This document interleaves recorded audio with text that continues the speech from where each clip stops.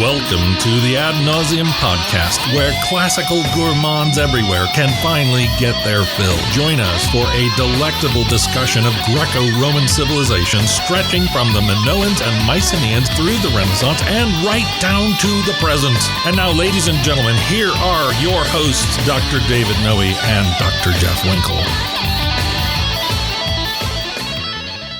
Welcome to the Ad Nauseam podcast, episode number 66. My name is Dr. David C. Noe, and as always, I'm here in the studio with my good friend and co-host, Dr. Jeffrey T. Winkle. That's right, I am here. And how are you doing, Jeff? I'm doing great. I'm doing great today. Good. Yeah. So who's this person here? I have no idea. Somebody wandered in. Yeah. It's kind of... A bum off the street? Yeah, exactly right. Yeah. All right. No, this is Jillian, your daughter. Oh, my daughter, Jillian. Yes. Okay. So what's she doing here, Jeff? Well, we're going to interview Jillian today. Yes. Broadly about kind of her experience as a child growing up under a classical tutelage. Right. Your classical tutelage. Mine. Right. Yep. And then also just a lot about the books that she's read, that she likes to read, in particular Percy Jackson and the Lightning Thief. Correct. But that's great, but I want to go bigger than that. You want to go bigger? I want to talk about other things that Jillian has read. I'm going to continue to talk about her like she's not even here. Right. Okay. Should we start with a shout out? Yes, we should. Okay, Right. So this shout out goes to my friend Shani Adeyemi. Shani was born and raised in Phoenix, Arizona, and graduated from Arizona State University with an undergrad degree in mathematics. He's a member of the Phoenix Reformed Presbyterian Church and served there as a pastoral intern from August 2019 until August 2021. I'm no mathologist, but I think that's approximately 2 years. Roughly. Okay. Yes. He's seeking ordination to the gospel ministry within the RPCNA, and he believes that faithful preaching, I like this part, must instruct the intellect, right? Instruct the intellect in the doctrine of Christ, direct the will in the law of Christ, and stir the affections to greater love for Christ. And that can get a little messy. You know what I'm saying? What, stirring you get affections? in there and stir the affections around. Anytime you're stirring. There's going to be some backsplash, exactly. you might it's say. to be expected, right. Shani has been a subscriber to Latin Per Diem on the YouTubes since 2016. Is that near the beginning? 2015 is when we got it fired up, rolled it out in September of 15. Shani's been with us almost since the very beginning. He's also a Moss Method student. He's a diehard. He is, and we actually met. I think it was 2 years ago. I was in Phoenix with Mrs. Noe, and Shani and I got a lovely photo together because he's a great guy. I like him very much. Fantastic. And, he's a little bit touchy. Should I share this with a worldwide audience? Well, it's too late now. You okay. gotta see it. Yeah. He said, "Why don't you tag me in everything that you put on Facebook?" Really? Yes. Okay. So now I tag him every time. Every time? At Shani Adeyemi. Okay. And I said, I'm sorry, there's a lot of work I have to get done around the house and such, job-related things, but I can't do it. I'm too busy tagging Shani. It takes a lot of time. It's a big workload. Finally, he says, quote, "I appreciate," this is about the podcast, "I appreciate having a digestible introduction to the classics in a lively and lighthearted format." Excellent. Is he talking about us? I'm assuming so. I hope so. Okay. I hope so. So Latin Per Diem, Moss Method, and he actually listens to the podcast. He listens to the podcast. Excellent. Yeah. Yep. Sharp guy. Mathematical whiz, actually. Yeah. Solving a lot of algorithms. Oh, man. That's way beyond me. Okay. So thanks, Shani, so much for listening and sending in the shout out. We appreciate that very much. So, Jeff. Yes. What are we going to let her talk? We are going to let her talk. I think she's actually going to read out the opening quote. For today. Yes. Well, as she prepares to read the Ope quote. Yeah. Is that what we're calling it now? Yeah, the Ope quote. The Ope quote. What are we giving to the listener and viewer? Well, we're giving, I think, a much different perspective. Okay. On a lot of the stuff that we generally talk about. Right? We're a couple of old curmudgeons. Right? Yeah. Kind of set in our ways. Yes, especially you. Especially me. Right. Exactly. Admittedly so. But we're going to hear, it's going to be a breath of fresh air. Yes. It's a youthful voice, a vigorous mind. Right. And from a different generation and kind of how all of this stuff hits the people much younger than us. Okay. And maybe get a sense of kind of where it's going. All right. Yes. Okay, so I think it's time then for the opening quote. Yes. Take it away, Jillian. What you may not know is that great powers are at work in your life. Gods, the forces you call the Greek gods, are very much alive. So what is this from? What's the source here for this opening quote? This would be from The Lightning Thief by Rick Riordan. We tend to just call him Uncle Rick because no one knows how to pronounce his last name properly. But this is his New York Times #1 best-selling series about a 12-year-old kid from, upstate New York, and his He finds out at some point, right, that he's not who he thought he was. There are questions of paternity. Yes. Okay. Yes. That quote is being spoken to Percy, right? That is spoken to Percy by his mentor, his Latin teacher, who turns out to be more than just a Latin teacher. Don't we all? And the name of that character is Chiron. Chiron. Right. Chiron. Yep. Right. Yes. So it takes its name from the famous centaur from Greek mythology. It also kind of serves in that Yoda-like role Right. in many places throughout Greek myth, right? So, Jillian, when did you first read this book? Maybe we can back our way into the kinds of things Dr. Winkle was talking about, the broader picture, by starting with something more specific. Yeah. So when did you first read this book, and what was its first impact on you? I picked it up probably when I was 12 or 13. One of Lucius's friends had left it at our house. And Lucius, the brother? Yes, the brother. And I picked it up, and I didn't really want to read it because I thought, I don't need to read fake Greek myth. Right. I've read the real things. This is probably no good. But I read the first page, and I got hooked. I read it all in one morning. And then I continued reading it up until, I guess, last Christmas was when the last book of, the third series came out. Okay. So this is a very long-running series. But How many books are in the series? Do you know approximately? Are we talking 15, 20? the first series is 5, and then there's a second series, which is another 5, and then a third, which is another 5, I believe. So 15 in this fictional Right. Greco-Roman. So you picked up this book just kind of out of boredom. Yes. Right. So you nobody had recommended to say, "Oh, you got to read this." Nope. No. Okay. It was sitting on the coffee table, and I thought, might as well read it. And had you heard of it? I mean, I'd heard of it, your yes. brother had My brothers talked were about reading it, and okay. they talked about it a little bit. But, Right. yeah. Now, is it one of those things that I want to get into some of these questions too? Is you as a young girl, you as a young woman now, encountering these myths, encountering these stories, perhaps in a different way than maybe your brother Lucius did, right? So was part of kind of the deal I'm not really interested. You said you're a Greek mythology purist, right? Yes. You've read the real stuff. Why do I want this knockoff? Right. Right. But was part of it also, this is something my brother's into, and I don't want it because of that. Oh, yeah, there was definitely a little bit of that. Okay. I was like, I'm not really interested in that. That's their thing. Yeah. Mm-hmm. But no, it pulled me in really quickly. So what was it about the first page that changed your mind then? You said after the first page you were hooked. The first page, Like starts... a fish or something. Yes. It starts very... Nice to reference. It starts very abruptly. He tells you to stop reading the book, in fact. Oh, okay. On the very first page, he says, if you sense something of yourself in these pages, stop reading it. Believe whatever lie your parents told you about your birth. And continue living your life. So, of course, someone tells me not to read a book. You're going to do I it. have to read the book. Yeah. Now, have you seen? Are you familiar with The Matrix? Do you know that kind of story? It kind of reminds me of the red pill, blue pill. So Yes. Neo has a choice. It says if you really want to know how deep this goes, you take the red pill, and you see how the mess really is. But if you want to wake up tomorrow and believe kind of the lie of the Matrix, you take this pill, and you'll never be any the wiser. That's the blue pill. The blue pill, right? Okay. So it reminds me of kind of a similar kind of. That's a nice hook. It is. Yeah. It takes you in medias res and then shuts the door on Right. you. But Right. you're pulled along anyway. Now, one more question about other media. Did you read Lemony Snicket?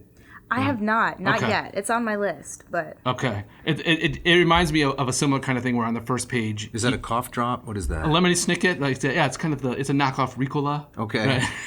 No, Lemony Snicket, series of unfortunate events. I like the title. Yeah. Is Lemony Snicket the author? He's the author. It's a pen name. Right? All right. But on the first page, he says something like, if you're expecting a happy ending, if you yeah, if you want to don't be read this cheered by book. this, don't read this book. And he says these are the children of the book. Bad things are going to happen to them, and it's Right. not going to get better. Yes. And so if you want to go ahead, that's with you. Otherwise, stop reading. So that's not so different than this podcast, right? How so? to get meta-referential Please, here. yeah. Well, because I'm basically a misanthrope, as we all know. Right. And you have to agree quite so quickly. And pretty much at the beginning of every episode, I just want to call it all off. Yeah, right. And say, this is going to be subpar. Let's just drop it right here. Right. And you tell me, no, keep going. Yeah, right? exactly. You're Constantly trying to the talk you optimist. off the ledge. Right, the Yes. glass half full kind of guy. Yeah, exactly. I think we might have more listeners if I were able to prevail in the just turn it off. This is going to be We'd terrible. have more listeners if we didn't do this. Is that what you're saying? Probably. Well, look at this. The success of this book. Yeah. Right. Yeah. It's a good hook, right? It is a very good hook. Nice premise. Right. But so, again, I'm really interested in kind of your reaction as a if you can go back to yourself as a 13-year-old kid. My oldest son, also picked up this book when he was 12 or 13. And I think there's something also kind of about that age. Yes, you have to be the right age. You have to be right. So could you talk a little bit about that? So, as a 13-year-old kid, what else is going on in your life that you kind of like drew you to this? Is it simply because the characters are of a similar age, or? There's a little bit of that, right? You want to relate to someone your age. Clearly, I'm not running around fighting monsters, but right. There's a little bit of you can picture yourself in that situation. It starts with him in school. With his best friend, who they're both kind of outcasts. And this is the guy that, not to interrupt, but this is the guy who turns out to be a half man, half goat. Half man, half goat. A satyr, right? Right. Yeah. Yeah. Go on. In school, his best friend, who's got a secret identity. Right. And the Latin teacher. Yes. Right.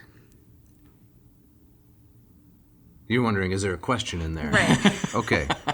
There is. The question is this. What did you think of the portrayal of the Latin teacher? How he was characterized in the book and his secret identity, too. Does every character in the book have a secret identity? Yeah, a lot of them do. I would say the book is fairly centered on identity because all the children, they don't know who their parents are. Right. A lot of strange things have happened in his past, which are unexplainable. And only slowly start making sense once he realizes his true identity. Right. So one of the things I always notice about these kinds of stories is, it reminds me a lot of superhero stories. If you think of like a Peter Parker, or that's the one that leaps to mind, is that lots of superhero stories are centered around outcasts.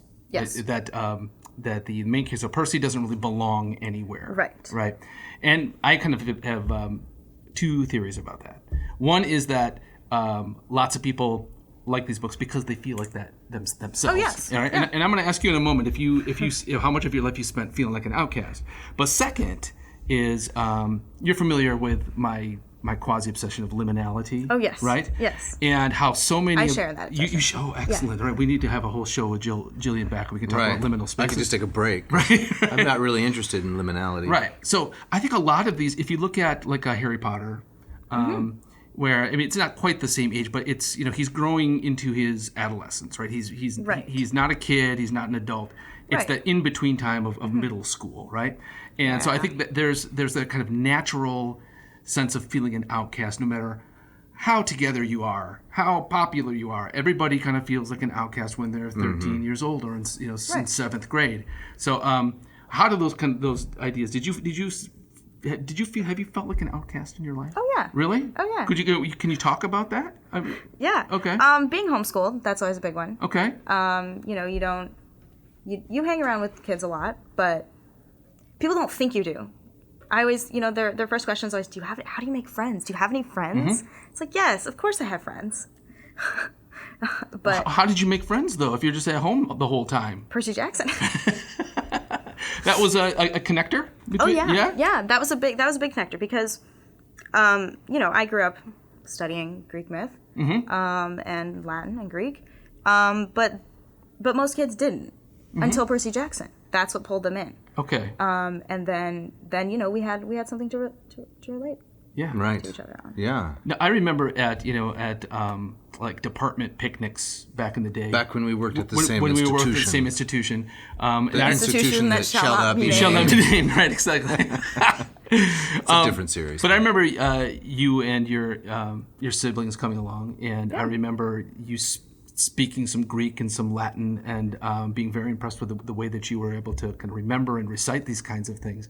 And so I'm kind of curious, like, so you just said that, you grew up studying Greek myth, Greek and Latin, and not many other kids did. Oh, no. So now, when did you realize that, my education, my upbringing, while there are other people being homeschooled, I'm still very different even within that world? Did you have kind of an epiphany moment where I said, this, what I'm doing at home is not what other kids are doing? Yeah. I would say you catch on pretty quickly when you're younger. Yeah. I would say as I've gotten older though, it's lessened. That's kind of like my flex. I talk to people, at Baylor, and they're always like, oh yeah, did you do this in school? I'm like, actually, I was homeschooled. And then I get this look of, really? You were homeschooled? And I have this quiet moment of, ha, you couldn't tell. If I could just interrupt for a minute. Jeff, flex means, I'm not sure if you know what lingo the kids are using. I'm up with the slangs. You know what that means? I know it. Yeah. Okay. Exactly right. Sorry. So she even your daughter even did an actual She did, flex. right. Well, but her world's gotten larger, I think. So there are other kids studying Greek and Latin when they're just little bitty parvuli. Yeah. And we tried to connect her to such, but in any geographical area, there aren't going to be so many. Right. But as your world expands, boom. Yes. You run into others. Right. Now, I'll fully admit, I was not homeschooled. I did not homeschool my children. Nor was I. And I mean, when I was going through school, homeschooling was a much smaller deal. I think maybe with the interwebs, it's now we just realized that there's a lot more people doing it. And the pandemic. And the pandemic kind of fueled that as well. Exactly. But I remember I had those same stereotypes. Oh, you about did? When there'd be the one kid in the neighborhood who's homeschooled. Homeschooler. Right. Watch out for that kid. Yeah. They either think you're really, really smart or you're really dumb, and there's no in between. They're like, oh, you were homeschooled. Oh, so you're a genius. Yeah. Or they're like, oh, could you not make it in real school? Right. No, for me, I think it was choice A. It was like, the kid's really brainy, but he's not going to look you in the eye. He's not going to know how to talk to you because he's in the basement reading books all day. It was kind of, again, it was that social piece, right? Yeah. Like, how are you going to take care of that other part of your life? Yeah. I know better now, especially having from my friendship with Dave. Right. Yeah. Yeah, and to tie it back to Lightning Thief. Please, thank you for bringing it back around to the subject. That's kind of how Percy feels. He doesn't fit in with the kids at his school. He's going to this fancy private academy, and he doesn't relate to that until he goes to Camp Half-Blood and he finds out that there are hundreds of other kids just like him. Yes. So in the Harry Potter books, with which I'm a little bit more familiar, though I have read Lightning Thief for this episode. That's right. And I enjoyed it. In the Harry Potter books, he receives an invitation delivered by an owl or something, and that's what starts to pry him away from the familiar but uncomfortable into the less familiar but where he's actually at home. So remind us, what's the device in this book that starts him out of where he is and he ends up at the Half-Blood Academy, I think it's called? He accidentally vaporizes his pre-algebra teacher. Mrs. Dodds. Dodds. Right, who turns out to be actually, I think she's Electo, maybe? She's a Fury. Fury. Right. Yeah, right. The name Dodds is great. I don't know how much Uncle Rick knows classical scholarship. That can't be accidental. But one of my favorite, he's not a Gilbert, but favorite classicists from the 20th century is Eric Robertson Dodds. Right. E.R. Dodds, who, his edition of Plato's Gorgias, brilliant. In his book, The Greeks and the Irrational, is one of my favorite of all time. You can't put it down. It's a fantastic book. No, I remember reading that too, and seeing the name. Right. I thought, okay, that can't be accidental. But I was kind of, why? If he's making that kind of hat tip, why vaporize that person? Yeah, and what are the Dodds that it would be the same person? Oh man, you've been waiting. Come on. That's not bad. I've not been waiting. I mean, certainly for me, kind of wish fulfillment fantasy of vaporizing my algebra teacher. Oh man, You're all over that. Oh, I got that. Yeah, exactly. How are you on math? Did you? Not bad. She's pretty good. She's pretty good. Oh yeah. But I mean, you are. I was going to save this to later, but at Baylor, you are a classics major, right? Yes, right. yes, I am. So you're definitely going down the literary path, the humanities path, rather than the primrose path. the primrose path, right? The path that always makes people go, so what do you want to do after exactly. college? Get used to that question, my dear. That's For the rest of your life. For the rest of your life. But I want to save some questions about that. Let's save some questions. I'm very interested in kind of your first semester at Baylor. So talk some more, if I may, about Lightning Thief. And you said you read one page and you were hooked. Mm-hmm. And then how did the rest of the story appeal to you in terms of its plot, its characterization, these kinds of things? Because Jeff and I can both attest to the fact that having taught myth and such the last, 20 years, the number of papers I have read by students that say, I didn't know anything about myth. I'm taking this class because of Rick Riordan. Right. Right? Right, exactly. And at first I'm thinking, who is this Rick Riordan? And feeling more than a little envious. I should have done that. Mm-hmm. But then really grateful because he has pulled so many people into the world that we inhabit. Yeah, it's a gateway drug. Exactly. Yep. Right. Yep, absolutely. So talk about the gateway drug, I guess. Well, I think I had a bit of a different experience than most of the kids who grew up reading Lightning Thief, because we really did. We grew up with it, kind of like how the millennials grew up with Harry Potter. The books were released, year after year, and so I was late for Lightning Thief because I think it first came out in something like 2005 or 2006. So I was that sounds young. right. But I remember reading the last book in the second series, the Heroes of Olympus series. I remember reading the last book as we were flying. Greece. As we were flying over Greece. Yeah, that was 2014. Yeah. Wow. And you're right about the book, 2005. That's when it came out. Yeah. So because I had already grown up kind of immersed in, Greco-Roman myth, it was kind of, I got to read it and kind of think, oh, I know where this is going. Yeah. I recognize these characters. I know what's going to happen. Because he kind of sneaks it in there. When Percy meets Medusa, she's first referred to as Auntie M. And all you know about her is she has this garden emporium full of statues. Right. So, I knew immediately something was up. Right. So it's kind of fun to read it with insider information, which I know a lot of kids didn't until they got into Percy Jackson and then they started reading like the rest of them. May I digress for a minute? Or Please, no, go ahead. No, I I got more questions, but please go ahead. So the digression here is I would not have had that experience had I read the book at that age. And in fact, I'm actually a fairly naive reader, which means I read something I don't typically know what's coming. And I don't know if that's temperamental or it's just a part of nurture. Because I read the Chronicles of Narnia in 7th grade, and enjoyed them. And a teacher told me, my biology teacher, that's an allegory for Christianity. I said, what? What? I was shocked. I had no idea. Right. And that has kind of continued. But my children, they all seem to scope out the entire plot of anything they've encountered right at the beginning. Right. So yeah, that's our favorite pastime. We watch the movies and we say, "Oh, I know what's going to happen. This is right." Gonna... I say, stop it! Don't ruin it. So is that nature or nurture? I have no idea. I'm more in your camp though. Right. I am.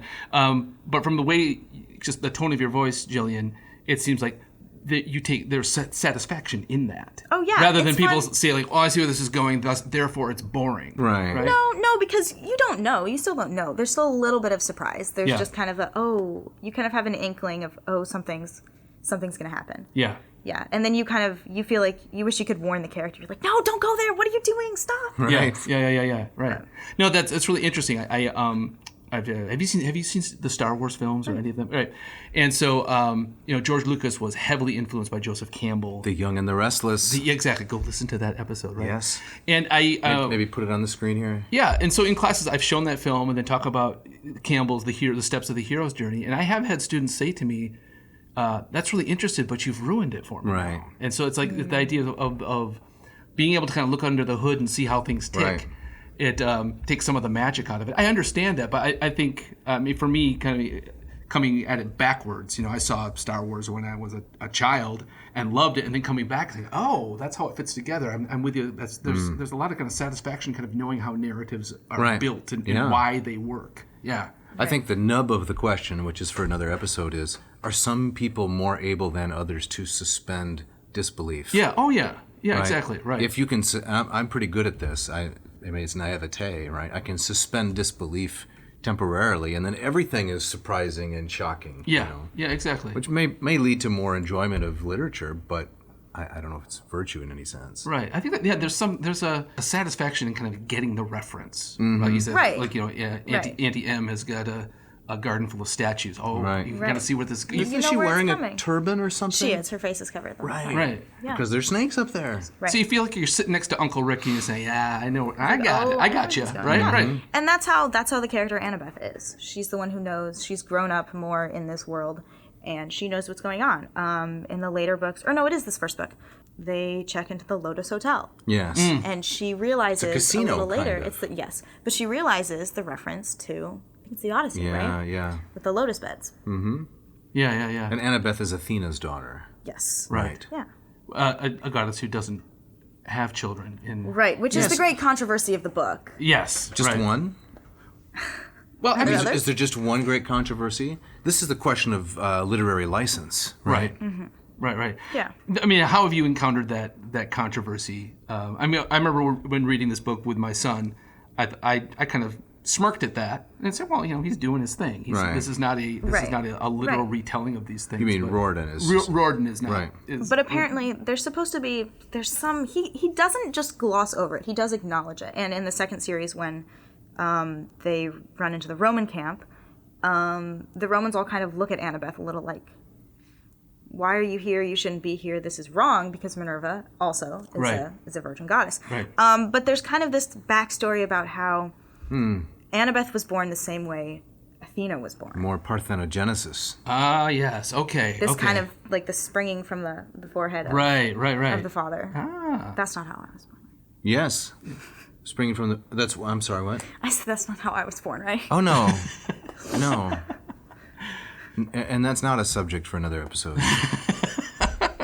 Yes, Athena born from Zeus's head. We got Dionysus coming out of his thigh. It's all kinds of weird but stuff I going mean, on. through sexual reproduction. Yes. In the thigh. In the thigh, right. But not in the thigh, but the thigh is a great place to store an infant male so that it can, come to maturity. But Athena was born from, what is it, Navseam? Metis. Metis, yes. Yes. Yeah. So Metis and Zeus are in flagrante delicto, and Zeus realizes his offspring is going to replace him. So he swallows Metis, and whose name means wisdom, and somehow the child goes to his brain and pounding headache and Hephaestus, and the rest is history of swords. Right. So Riordan, he taps into that tradition to kind of do an end run around Athena giving birth. Yes. Gotcha. All right. Okay, that's interesting. Yeah. Have you read his, he's doing things with Egyptian myth, right? Yes, I did read he has a trilogy about these two kids and some Egyptian magic, which I did read, and I really enjoyed those books also. He's also gone into Norse myth. I was going to ask about if he had any Norse offerings or if he's re-Norseless. Man, we should keep walking into these things. The best thing to do is just kind of look ahead and keep moving. Right. That's one of those things. I guess I'm not good at anticipating dad jokes. Yeah. Remorseless? Remorseless. Not bad. Not bad. Not bad. On the off the cuff, that's okay. not bad. Yeah. All right. Yeah. No, but Riordan is known for kind of focusing on, the demographic that didn't necessarily get written about. So Percy has ADHD and dyslexia. Yeah. Which turns out to be his strong suit, right? The answer for that is that, he's not meant to sit in a classroom. He's meant to be fighting. He's meant to be running around using a sword. Yes. And he can't read English because his brain is wired to read ancient Greek. Right. Yeah. So these things that in the modern world, in his school kind of label him as, dumb or not having as many skills as someone else is actually what makes him special. That's really interesting. Yeah.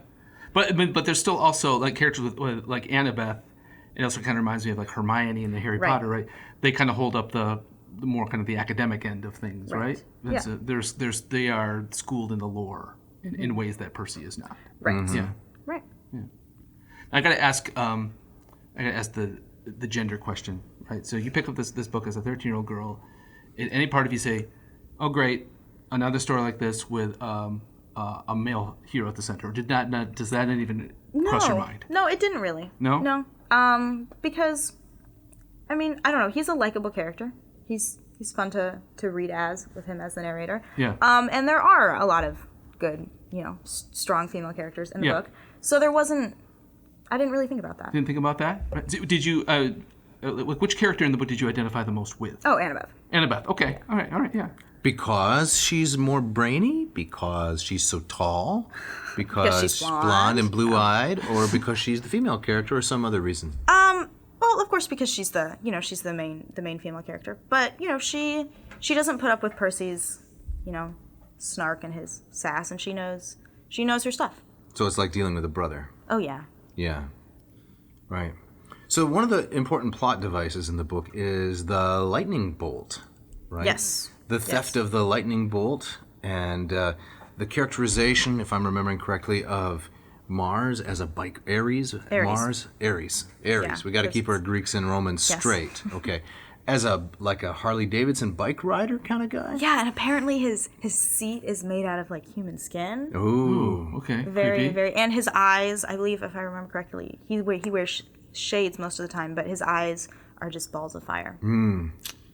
Which is that's probably more indicative of Hephaestus. Yes, perhaps.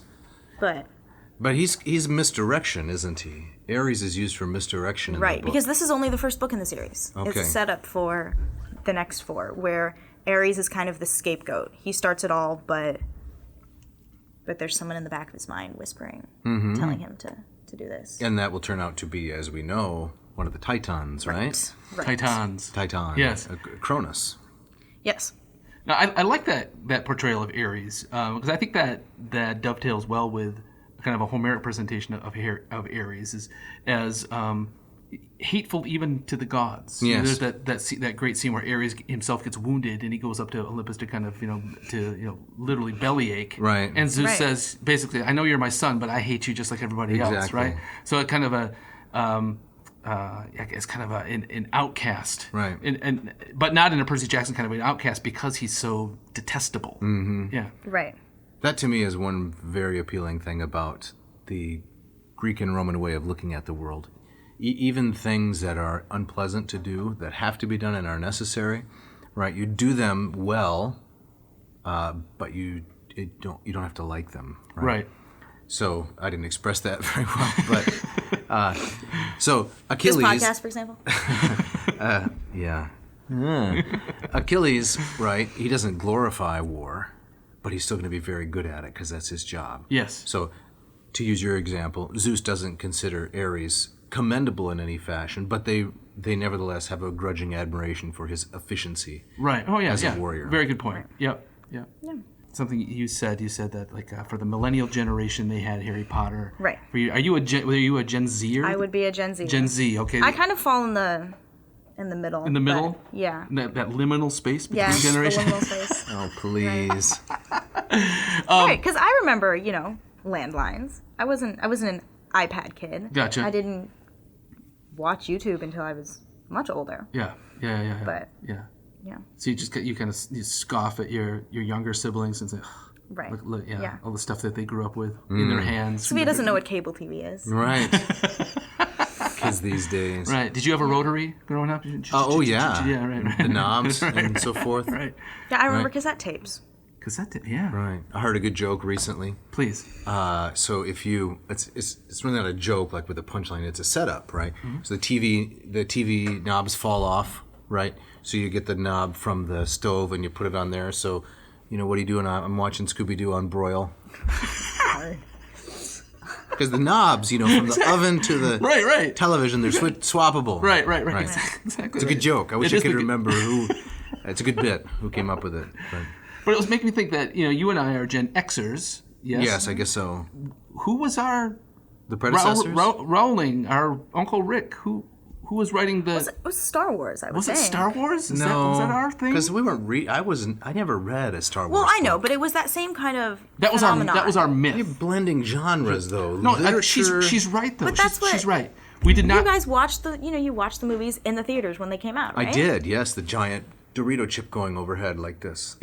Exactly right. Right. And that was a Spaceship. big deal. All that the special was a big deal. effects and everything. 1978. I was 5 years old. So I think she's right I think that was our generation's myth. I But we don't did not have necessarily we did not accept have we did not have a book series. I mean, I grew up on Narnia and Tolkien. But they were already 40 years old. Exactly. Right. They were. But we did not. There was not. Fair. An Uncle Rick or a It's JK. it's kind of a newer. Right. It's a newer genre. But the literary landscape has changed so dramatically, right? The only way we got access to new books was the Scholastic Weekly Reader every Friday. They came out, little thin newsprint kind of thing. You'd paw through it and know what's coming out. I remember right? it well. Exactly. Yes. Or would the bookmobile show up at your school? Exactly. Yeah. You're right. Right following the Twinkie Mobile. But that's how it worked. Now, I remember reading Tales of a Fourth Grade Nothing, Judy Blume. Yes. Right, and Fudge. Super Fudge. Right. Yes. That was kind of a series, right? It was a series, but it was nothing grand and That's my point. mythic. Yes, right. But it's partly because of the nature of publishing and marketing at the time. How could they have gotten all this stuff out to a grand audience, huge audience in a short amount of time? Yeah, that's a very good point. That's a very good point. Yeah. I think I would have been a much different, maybe a less naive and incredulous kind of reader had I grown up in that world. Yeah. Well, no. What other series have you liked that would maybe fall more broadly under the banner of kind of myth-inspired or Greeky. Classics, Yeah. right? Classics, yes. That's what this podcast Yes. is about. Yeah. I read. Oh, the reason I didn't want to read The Lightning Thief was because I had my own series about Pandora. I can't remember the author's name. Oh, Caroline Hennessy, I believe.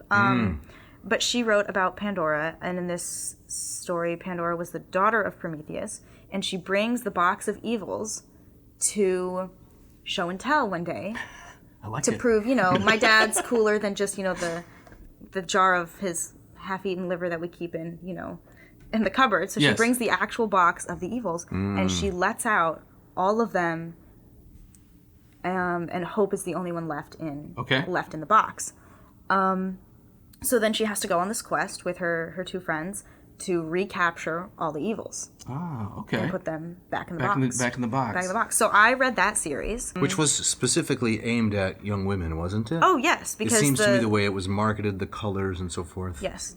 It was her and her three friends, Alcestis and Yoli. Oh, Yoli.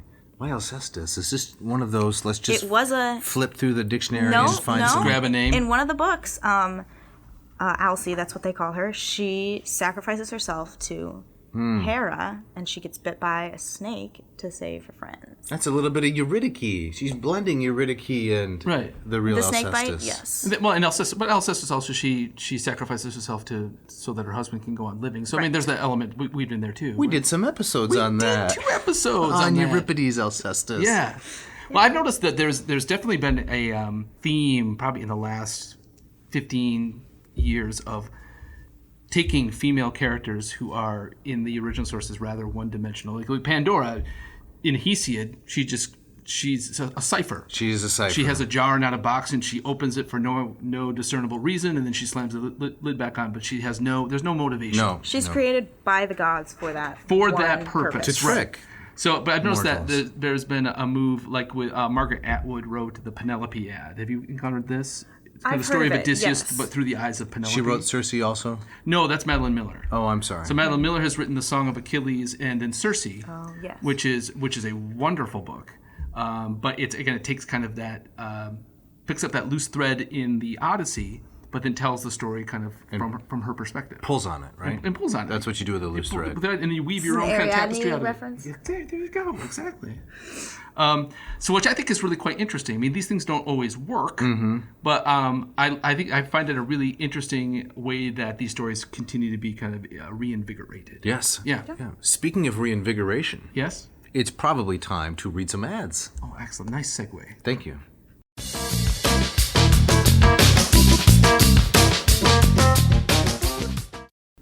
This podcast is brought to you by Hackett Publishing. Hackett Publishing? Hackett Publishing. What's Hackett, Jeff? Hackett Publishing has been in the business of bringing I can't say erudite, right? can't. No, it's affordable, That's trademarked. approachable, wonderful translations Yes. of classical works as well as works from many other corners of the humanities. They've been doing it for 40 years, based in Cambridge, Massachusetts, And Indianapolis, Indiana. That's right, the former home of Indianapolis Colts quarterback superstar Andrew Luck. Why are we bringing him up? Because Luck graduated from Stanford University. Yeah, okay. And while he was on the Colts, he used to lead reading groups among the other football players. What? Yeah, it's true. They read the Iliad together. What, these lunkhead football players? Whoa. Just because you suit up with pads, that means you're a lunkhead? Okay, maybe. All right. Okay. What a classist you are. Let's not make this about me. Okay. All right. So Luck was reading Luck, the Iliad. he yes. was reading the Iliad. Yes, possibly maybe even the Stanley Lombardo translation. Could be. Yes. Right, way to connect it back Yes. to Hackett. So Hackett. for 40 years or more, they have been bringing excellent quality translations to the masses and supporting this podcast. From the very beginning. From the very beginning. Yep. Quite remarkable. Yep, I've got translations on my shelf at home. I've got translations on my shelf in my office. I use them in the classroom. Any in your car? Keep one in the glove box. Actually, I do have the Ovid's Metamorphoses that we used Yes. a few. That would be the Lombardo. The Lombardo. Yeah. There's also the Ambrose edition. So I like to keep a Hackett publication within reach at all times. Right. Absolutely. And if you, the listener, the viewer, would like to do that, see how I'm looking at the audience now? They need to go to hackettpublishing.com. We're going to throw some information right up here. HACKETT. TT. And throw into your grocery basket whatever kinds of things you'd like to purchase, and then at the checkout there's a coupon code, right? This coupon code, that would be AN2021. For just a few more weeks, and then it's going to change. 22022. Well, don't let the cat out of the bag. All right. But by doing that, they get 20% off everything they order. And free shipping. Free shipping. Check it out. Jeff, what is this podcast also brought to you by, this episode? It's also brought to us by the Moss Method. Moss Method. Now, I have that written down here, but I have no idea what that means. That isn't true. Okay, well, tell us about the Moss Method. The Moss Method is a course for Greek that will take you from... neophyte to erudite. Erudite. Yes. I took this work of Charles Melville Moss. It's in the public domain, divided it up into 4 modules. Each module has 40 lessons.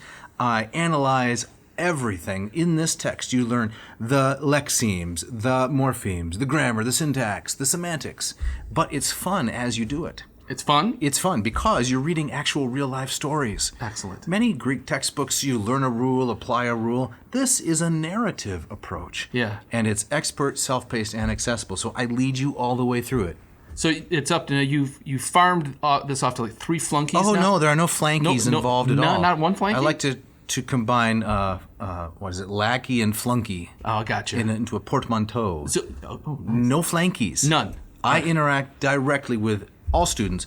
Once per week, we have the Moss Method office hours over Zoom. I had one this morning, actually. Yeah. Students from all over the world show up, and they ask me questions about New Testament, Homer, Aristotle, Aristophanes, Demosthenes, Plato, anything you want. That sounds great. So we talk about Greek. If somebody wanted to do this, what do they need to do now? Well, they missed the Black Friday Monday. Oh, that's too bad. They did, yeah, I know. The Black Friday Monday Cyber. But we're going to have a New Year's sale coming out pretty soon. So they need to go to mossmethod.com. Let's put it right there. mossmethod.com. Watch some of the extended free instruction that I give, and then sign up to take the course with me. Sounds great. All right, let's do it. Do I have more to say? Do you have more to say? Yes, we're launching in January the Lingua Latina per se illustrata. I'm going to be teaching Latin ab initio from the very beginning. So not just the expert kind of instruction, the master classes in Cicero and so forth. Check that out too. But a brand new course from the beginning.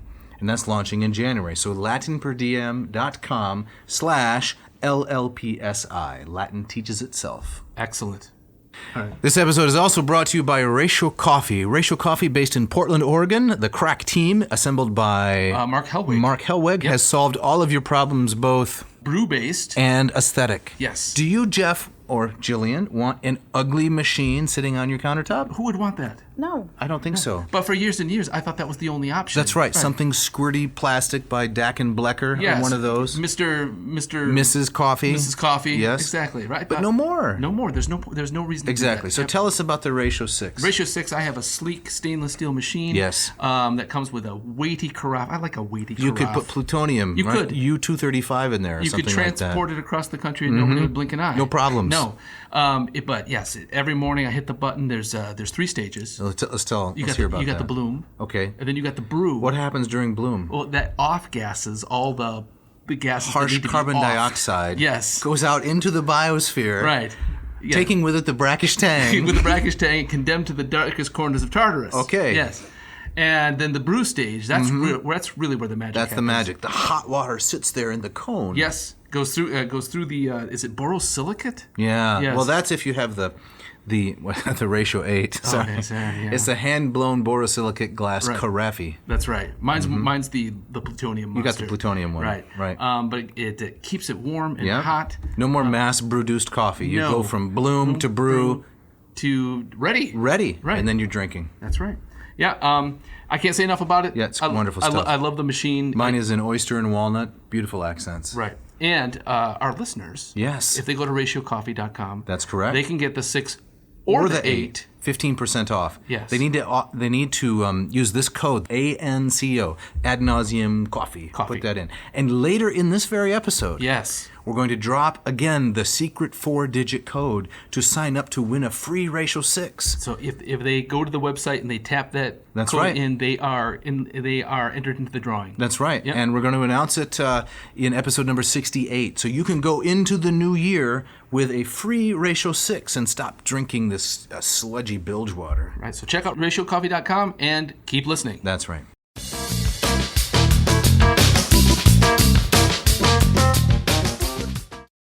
All right, so as we get back into it, we're going to talk more about the lightning thief. And Dave, I believe you're going to read a passage. Yes, I am. So this is from page 296. It's one of my favorite scenes in the book.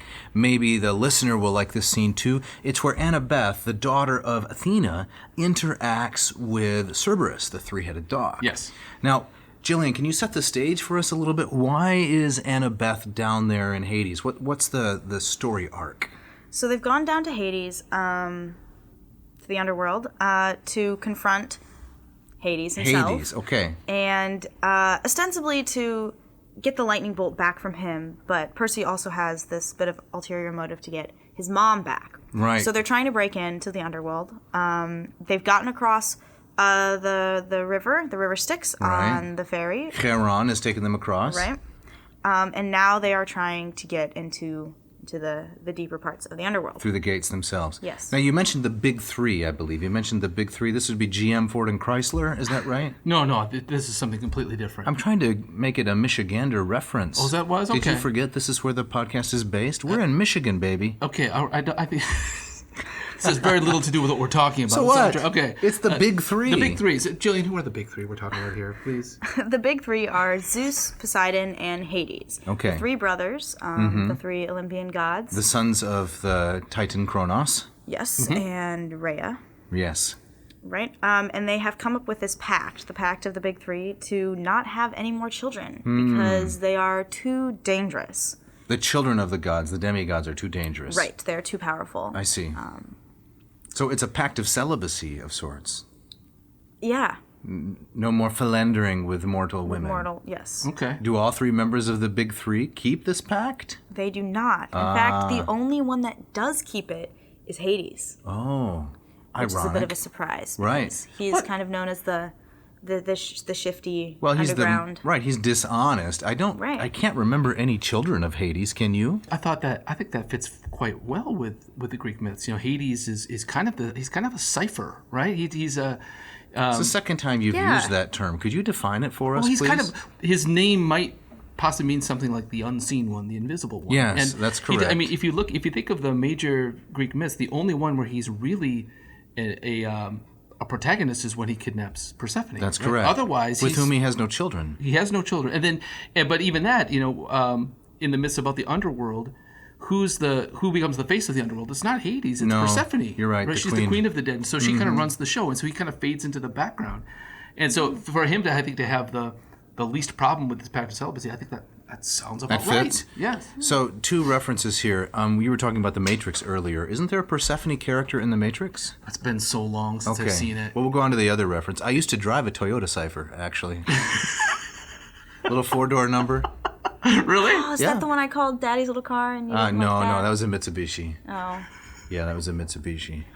I never drove a Toyota Cypher. But again, we're in Michigan, right? It's the world capital of automobile production. So when someone says big three, you think that's where I'm going to go. Right. We'll have another kind of Michigani reference at the end of the podcast if the listener stays tuned. Okay. So back to death then, right? Right. They're getting through the gates. Yes. They're getting through the gates, and I'm going to read a little bit here from page 296. So he, that is Cerberus, caught it, that is the ball, in his middle mouth. It was barely big enough for him to chew, and the other head started snapping at the middle, trying to get the new toy. "Drop it," Annabeth ordered. Cerberus's head stopped fighting and looked at her. The ball was wedged between 2 of his teeth like a tiny piece of gum. He made a loud, scary whimper, then dropped the ball, now slimy and bitten nearly in half, at Annabeth's feet. "Good boy!" She picked up the ball, ignoring the monster spit all over it. She turned toward us. "Go now. Easy death line. It's faster." I said, "But now," she ordered, in the same tone she was using on the dog. Grover and I inched forward warily. So what's happening here, Jillian, and why is this interesting? What's this easy death line? Can you explain that? And Grover? So there are 2 different ways to get into the heart of the underworld. Okay. And there's 2 different ways to decide where you go after death. So the underworld is split into, let's see. There's the fields of Asphodel. Watch your language. Tartarus. Right. And the Elysian Fields. The Elysian Fields. That's Right. paradise. Right. So you have to be judged by, what is it? It's by The 3 Rhadamanthus, Iacchus, and King Minos. Oh, the big three. The big three. The other big three. The other big three. Right. Another three. Yes. Right. So you can go the slow death line and be judged by the three kings. So it's three ghostly kings. It's a more tedious process. Right. But you're taking a gamble that could pay off. Or right? could end you pushing a stone up a hill. There, exactly right. So it could go either way, right? Right. Okay. Yeah. But if you were just kind of a normal mortal who didn't really get into much trouble. You go to it's the express checkout. Right. I was just going to go there. Oh, really? I was Yeah. going to say it's like when I go to the grocery store, the local one being Meijer, Yeah. right? I have to decide, how many items do I have? Do I go self-scan, or do I stand in line and get the personal touch from the surly cashier? What do you do? Well, I mean, it depends on what kind of trip I've made. If it's the big Saturday trip, of course, I'm going through Surly Town. I hardly ever go to the grocery, but I got a pro tip recently. Yeah? If you're going to the grocery with other persons whose shopping habits may be a little more, I don't know what the word is, sluggish than yours, buy ice cream right at the beginning. Oh. Get ice cream and drop it in the cart. Because that becomes It's a clock. It's a ticking bomb. It's a ticking time cream. Yes, but this is Sugar why, this is why they It's a put sugar this is why they bomb. put the frozen foods way at the back of the store. Because you got to schlep all the way back there. That's right, exactly right. But you can always say, hey, hurry up, I'm holding this ice cream. It's going to melt. Pro tip. So that's like the easy death line. Yes, Right. yes, yes. All right, Right. so Grover, Annabeth, Cerberus.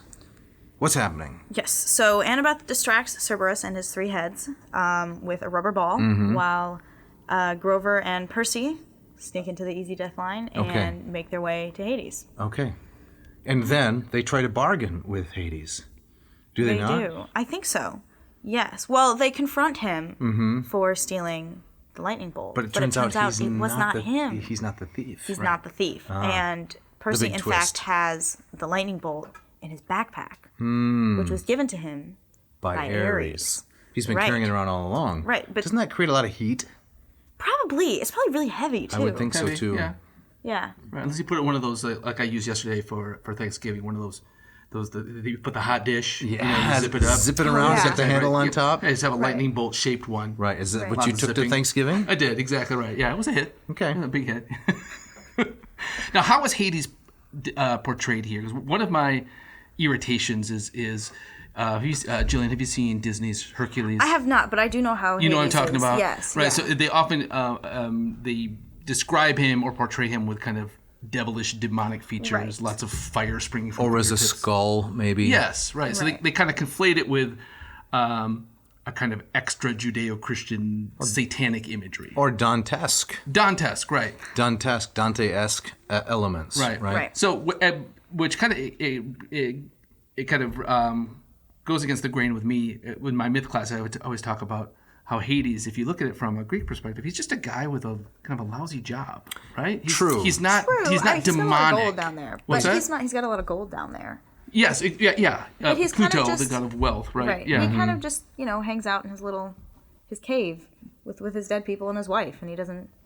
My criticism Exactly. is more aesthetic, and that is it doesn't require much imagination, to present Hades as a ghoulish, demonic, True. skeletal person.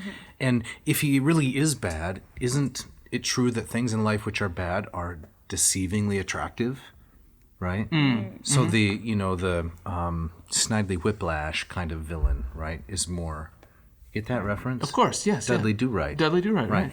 So the character who is deeply evil, but on the surface actually looks very normal or even appealing, I think that takes so much more imagination and artistry. Sure. Or you're often you've used the comparison to kind of the Greek underworld to the DMV. Oh, you've been taking notes. I have been taking notes, but I like that a lot. It's kind of a lot of these Greek punishments in the underworld are not of so much kind of physical torture; they're just of endless boredom. Right. Filling the leaky cauldron, pushing the stone. That's right. Right. Standing in the water up to your waist and just it's frustration. It's frustration more than right. torture. Exactly, but there's that this idea of kind of not so much the mustache twirling picture of evil, but the banality of evil is much more terrifying. Right. Talking about the DMV again. Yeah. Exactly. Right. I think that's kind of how Uncle Rick describes it too, with the long lines and the everyone's just kind of waiting and endless waiting. But Hades himself is not. Is he not devilish or not so really. much? I don't think so. I think he's described as sitting on He's on a throne, right? of skeletons, probably, but he's Yeah. just kind of described as kind of pale and Yeah. Exactly. nondescript. That's right. Yeah, it doesn't get any sun down there. Right. Yeah. Again, Michigan, right? Well, as we start to wind down a little bit, Yeah. Jeff, I understand you have a number of questions. I do. That you wanted to ask my daughter here, Jillian, I do. about her general experience as a classics student and aficionada. Before we get to that, though, Okay. you had mentioned earlier in the episode, Jill, that you went to Greece. Yes. And you said it was 2014? Yes, Yes, it was right? October Sounds right. 14. So you would have been 12-ish? I was 11. I was almost 12, yep. 11, okay. Share some of that experience. Were you excited to go? Were there things you wanted to see? What was your favorite part? I was really excited, yes. Okay. I remember being very jet lagged. We were sitting in the Theater of Dionysus, and I yeah. could not stop yawning. A lot of people had that experience, actually, when Sophocles was being produced. Right? Right. Get to the Come plot. on, that was pretty good. That was pretty good. Sitting in the Theater of Dionysus. Right. I'm sorry, go ahead.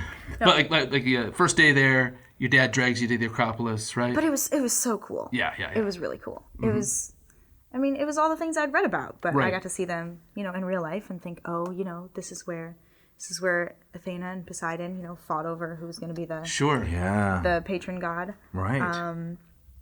Yeah, we went to Delphi, and I crawled down into the little. You did. You went in there. I did. I I've went yet in to there. do that. Yeah. You gotta go in there. We've had students crawl into that. Yes, we That's- have. That's very cool. All right. Met some French kids there, right? I did. We scared a lot of other tourists because Did you jumping out of the hole? yeah, you can reach your hand up through it. And they're just walking up, and it's like, oh, so here's where they'd go, and Right by the tripod stone. Right, so- right, there. yeah. So you, Then I mean, there's just you your really kids can't shrieking. not put your hand up, right? We went to Kefalonia too. Remember? Yes, that was right. gorgeous. Yeah. Took a little ferry out to Kefalonia, and Now, why that? I mean, because I had never been to a Greek island. Okay. I have never been to Crete. Okay. Or Samos, Chios, any of those Not even places. Aegina in the I've been to Aegina. Okay, does that Although not count? I hadn't at that point. Okay. Well, maybe once, but it's a very small island. It is. So I wanted to go to Kefalonia, and from Kefalonia you can see both Ithaca and Zacynthus, right? All right. And I really wanted to see Ithaca. Very, very cool.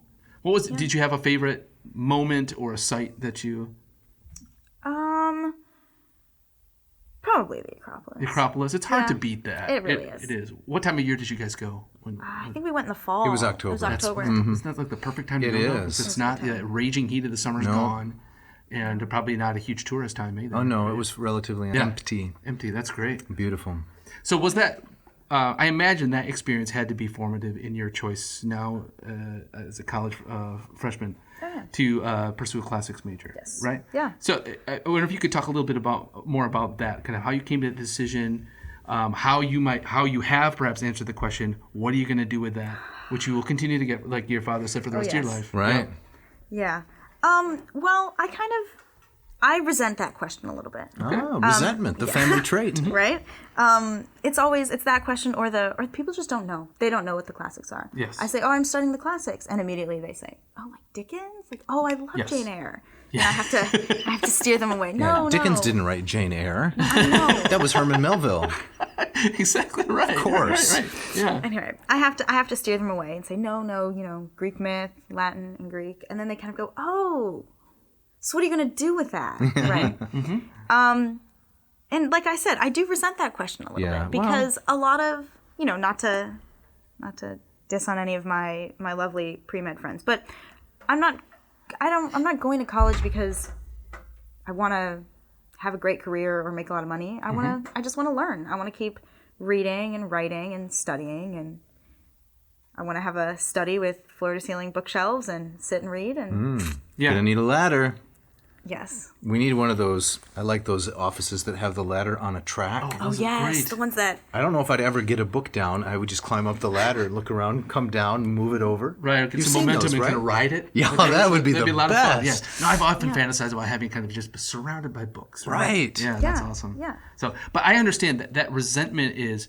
I want to encourage you to fight it, right? Because it will take you nowhere. But I understand it deeply. Fight resentment. Yes, Okay. exactly right. And just as you just did, to kind of explain patiently, kind of what you're interested in and why. Because I do think kind of that notion of education, literature, value in and of itself. in and of itself, right? I don't have to do something Right. with it. I can just enjoy it. Exactly. Right. Although you all already have done some I will do things things with it. right? Yes. You've done some editing. You've done some teaching Yeah, Latin. I would like to You're teach. Speaking like a proud father, she gets to teach Latin at the Bidua, right? The 2-day events. So. Right. Right.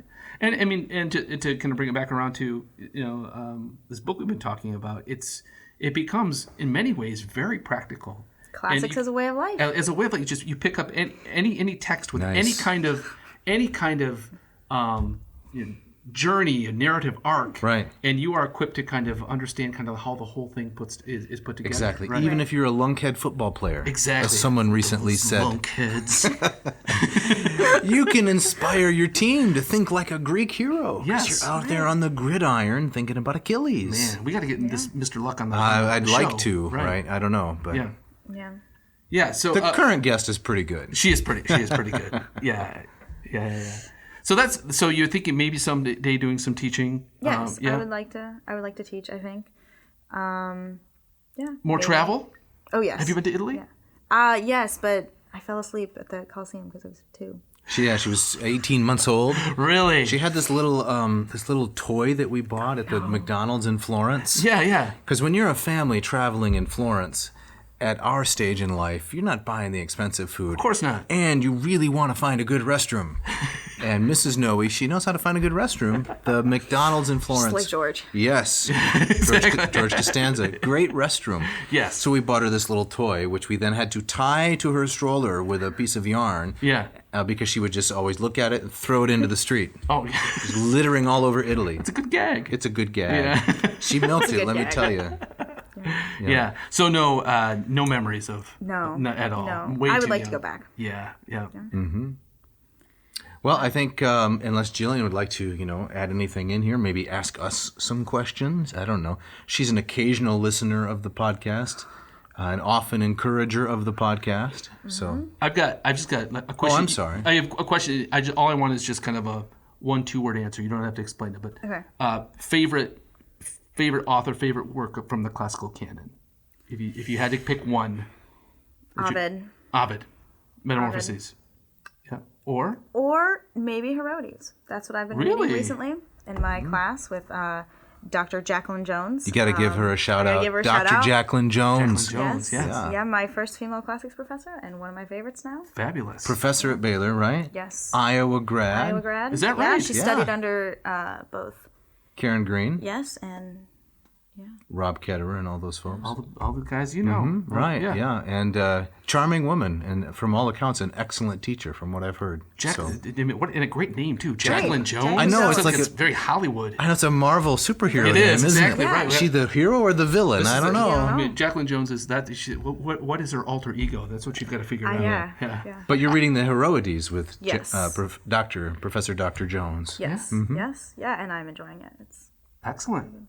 Very cool. Well, the Herodes has got some definitely the topic for another Ovid episode down the line. Sure. Yep. Femme fatales and all kinds of family drama. yeah. Great stuff. But we are up against the clock. We're up against it. I think it's time to wrap things up, Dr. Winkle. Yep. We have some thank yous to make. As always, we got to thank Mishka. She's working overtime now. Big time. With both the audio and video portions of the show. Right. And, without whom we wouldn't. No. This would be a pile of goo on the floor. It'd be Yes. Shapeless mess. Mm-hmm. Right? Even hard to describe, apparently.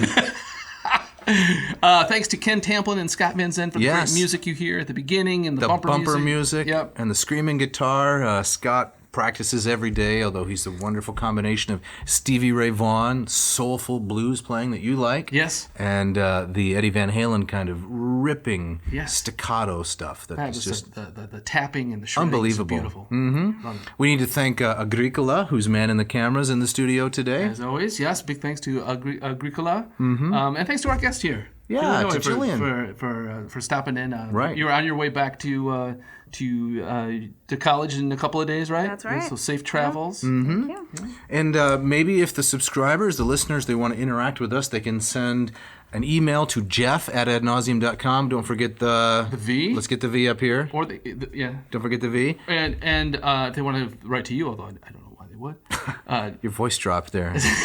Sotto voce. Right, to Dave at adnauseam.com. Also, again, don't forget the V. So, yeah, give us episode suggestions. Right. Tell us what you like, what you didn't like. If you want to shout out. If you want to shout out, we are in need of those. Yes. The coupon code, right? Oh, the secret code. It's 6567. Put it up here on the screen, please. 6567. Go to ratiocoffee.com/ANCO. ratiocoffee.com/ANCO. Coupon code 6567. Get registered for that Ratio 6. The free Ratio 6. Yes. Jeff, what is on tap for next week? Oh, very seasonal. All right, We're going to talk about what you might stuff in your classicist stocking. Come again? The AN Guide to Christmas Gifts. That's what I was trying to say. Okay, the AN Guide to Christmas Gifts. You're a classicist, I'm a classicist. Yep. We have stockings. We do. What you can stuff in there. So this is what we're asking listeners to send us? No. We're begging for gifts? We're going to give... Well, that comes later. Okay. We're going to give them suggestions about the kinds of things they might use to stuff it. Sounds great. Okay. I look forward to it. Right. And yes. I think, Dr. Winkle, you have the gustatory parting shot. Remember, I promised another connection to Michigan? Oh, yes. What is this? Would this have something to do with Michigan? Just allow me. Okay, all right. All right, so the quote is from... Millard Fillmore. Millard Fillmore, the 13th President of the United States. Yeah. Another President of the United States... Abraham Lincoln was once visiting the fair state of Michigan, and when he was down in Kalamazoo, he coined the term Michigander. He did that? He did that. Are you sure about that? Sounds apocryphal. Relatively so. Okay. No, it's completely apocryphal. So Abe Lincoln came up with Michigander. Giving a speech in Kalamazoo, and he looked out over the assembled masses, much like we do, and he said, look at all those Michiganders. Man. That sounds like Abe. Apt. That guy could turn a phrase. Yeah, that's the kind of thing that Millard Fillmore would never come No. Yeah. I'd be hard-pressed to tell you actually one thing about Millard Fillmore, except for this quote. All right, let's have it. Right. Millard Fillmore, the 13th president, he apparently he lived both in Sempronius and Sparta, New York. So Sempronius, New York? Yes. And Sparta. And Sparta? Sparta? That's good for a classicist. Yes, very good. But he once said, the nourishment is palatable. I think that's on his gravestone. Yeah, the nourishment is palatable. Thanks for listening. Thanks.